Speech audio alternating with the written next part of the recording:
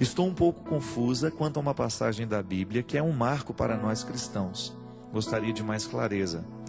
Há tempos que venho tentando entender a atitude de Paulo, naquela passagem de Atos dos Apóstolos, sobre a entrada de Damasco, onde Saulo, um perseguidor de cristãos, recebe de Cristo o convite à missão de levar a Deus aos povos. Agora vem a minha dúvida. Como Paulo conseguiu transmitir esse Jesus que ele nem conhecia às pessoas? Como ele convencia as pessoas? Li alguns comentários na internet que era pela força da fé, mas gostaria muito que o senhor pudesse falar alguma coisa sobre isso. Priscila, Paulo faz parte daqueles discípulos, dos apóstolos, discípulos que não conheceram pessoalmente Jesus. O nome dele antes era Saulo, um grego muito instruído, um homem muito inteligente, muito capacitado, de família muito nobre, um homem que estudou muito.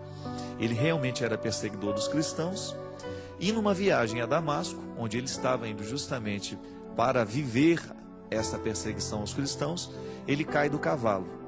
E tem toda uma construção bonita nos Atos dos Apóstolos, mostrando que no ato de cair do cavalo, toda a vida de São Paulo, toda aquela perspectiva antiga cai com ele. O homem que deita ao solo, É até interessante porque nós também, quando ficamos padres, nós também deitamos no chão, num gesto de que deita o homem, levanta-se o padre. Modifica-se dentro de nós, pela força do sacramento, a perspectiva da vida. Modifica-se o horizonte de sentido. Isso é bonito, é uma expressão que na filosofia a gente usa muito. O horizonte de sentido é tudo aquilo que faz parte da vida de uma pessoa. O que é o sentido? É aquilo que nos ajuda a identificar os valores. Isso para mim tem sentido, eu me defino a partir deste valor. Jesus não era nenhum valor para São Paulo, porque ele só tinha escutado falar dele.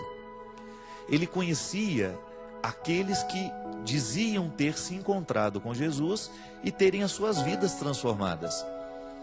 E é a essas pessoas que ele persegue. No momento em que ele cai, ele também fica cego, toda essa metáfora da cegueira, da queda, está justamente para mostrar que o acontecimento, Jesus, invadiu Paulo de uma outra forma. Ele não teve a oportunidade de conhecê-lo pessoalmente, mas ele foi impactado pela verdade do Evangelho. Por que isso é importante dentro da Sagrada Escritura e dentro também daqueles que são os discípulos e os primeiros seguidores de Jesus?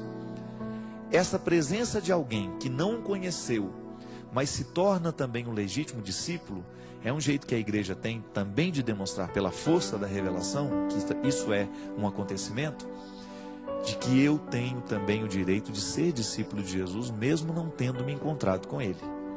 Que você, Priscila, mesmo não tendo sido impactada pela força material de Jesus, você foi tocada e impactada pela força espiritual, que é justamente a força dessa primeira comunidade, que vai se manifestando no tempo, que vai se firmando na história e que mais tarde se torna a igreja.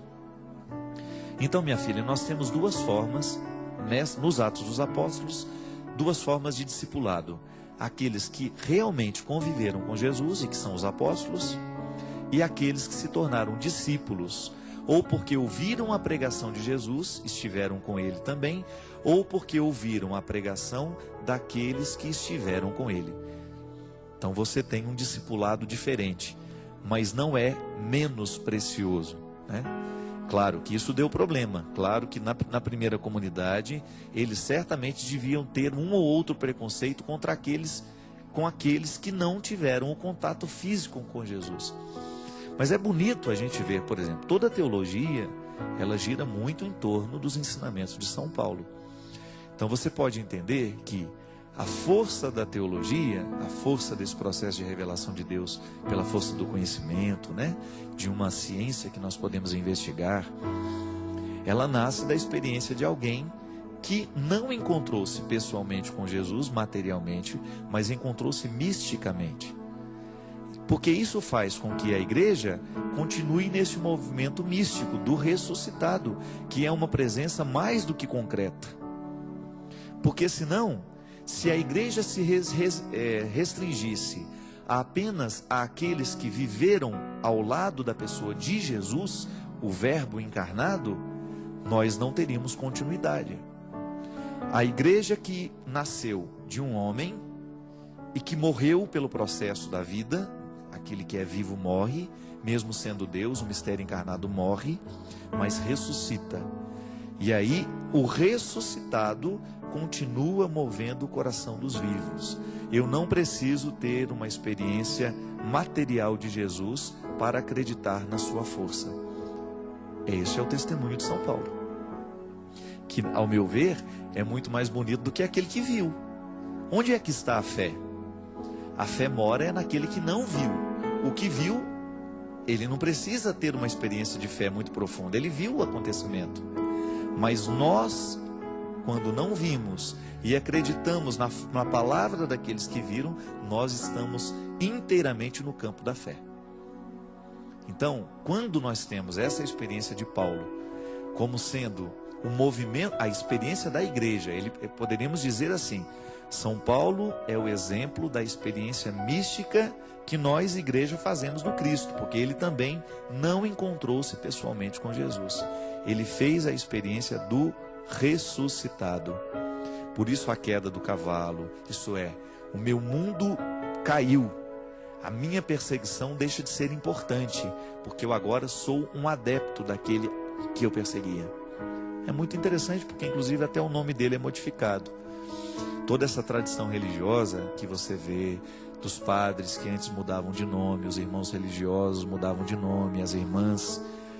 Hoje tem, a Toca de Assis, por exemplo, tem uma experiência bonita de mudar o nome daqueles que se consagram, para mostrar isso.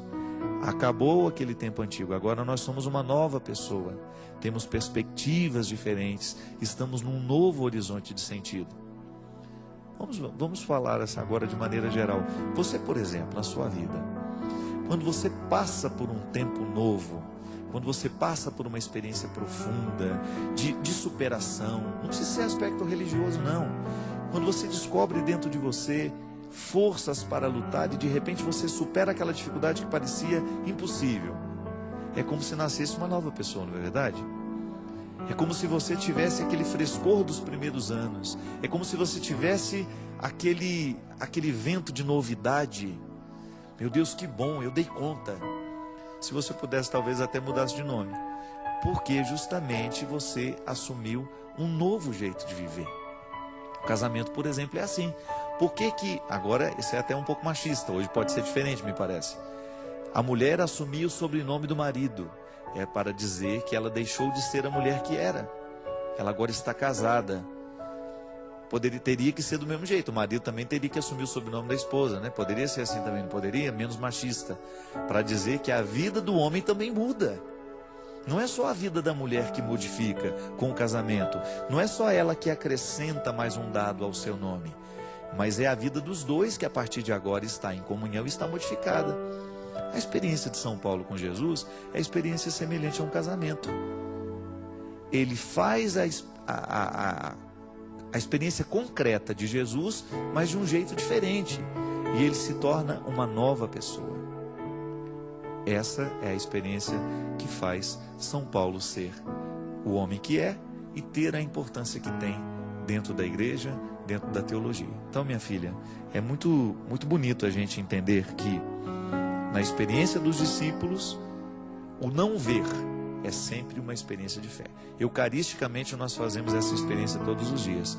Nós não vemos o Cristo, mas nós sabemos que Ele está presente, porque Ele modifica a nossa vida a cada Eucaristia, se a gente assim o permitir.